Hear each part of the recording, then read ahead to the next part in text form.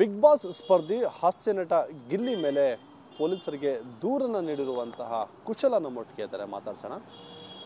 Madam, ಯಾವ ಕಾರಣಕ್ಕೆ ದೂರನ್ನ ನೋಡಿದ್ದು, ಅಂಥದ್ದು ಏನು ಅಬ್ಸರ್ವ್ ಮಾಡಿದ್ರಿ ಅಂತ ಹೇಳಿ ಬಿಗ್ ಬಾಸ್ ಶೋನಲ್ಲಿ? ಸರ್, ನಾನು ಕುಶಲ ಅಂತ ರಂಗಭೂಮಿ ಕಲಾವಿದೆ. ನಾನು ಸುಮಾರು 12 ಸೀಸನ್ ಕೂಡ ನಾನು ನೋಡ್ತಾ ಬರ್ತಾ ಇದ್ದೀನಿ ಬಿಗ್ ಬಾಸ್ನ.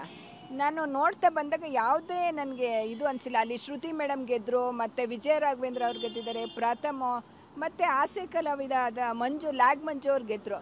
ಯಾವುದೂ ತೊಂದರೆ ಬರಲಿಲ್ಲ. ಈ ಸೀಸನಲ್ಲಿ ಮಾತ್ರ ಹಾಸ್ಯ ನಟ ಗಿಲ್ಲಿ ಅವರು ಒಬ್ಬರು ಕಲಾವಿದರು. ಅವರು ಹಾಸ್ಯ ನಟ ಅಂತ ಹಾಕ್ಕೊಂಡಿದ್ದಾರೆ.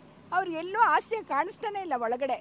ಬರೀ ಹೆಣ್ಮಕ್ಳಿಗೆ ಒಂದು ಕಿಂಡಲ್ಲು, ಒಂದು ಟಾಂಟ್ ಕೊಡೋದು, ಒಂದು ಅಗೌರವ ತೋರಿಸ್ತಾ ಇರೋದು.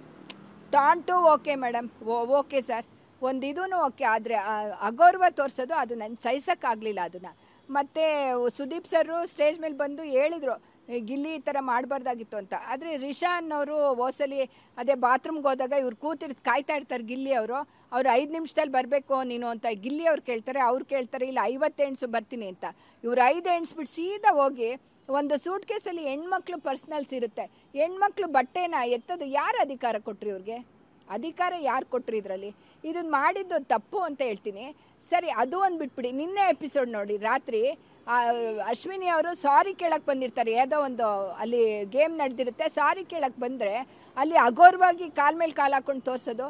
ಮೇಡಮ್, ಹಾಸ್ಯ ನಟ ಅಂತಾರಲ್ಲ, ಈಗ ಜಗ್ಗೇಶ್ ಅವರು ಹಾಸ್ಯ ನಟರು, ಮತ್ತು ಕಾಮಿಡಿ, ಮತ್ತು ಹೀರೋ, ವಿಲ್ಲನ್ ಎಲ್ಲ ಆಗಿದ್ದಾರೆ. ಇವ್ರು ಯಾವ ರೀತಿಯಲ್ಲಿ ಹಾಸ್ಯ ಮಾಡ್ತಾರೆ ಅನ್ನೋದೇ ಗೊತ್ತಿಲ್ಲ. ಒಂದ್ಸಲಿನೂ ನಾಟಿ ಒಂದು ಇದ್ರಲ್ಲಿ ಕೂಡ ನಂಗೆ ನಗುನೇ ಬರಲ್ಲ.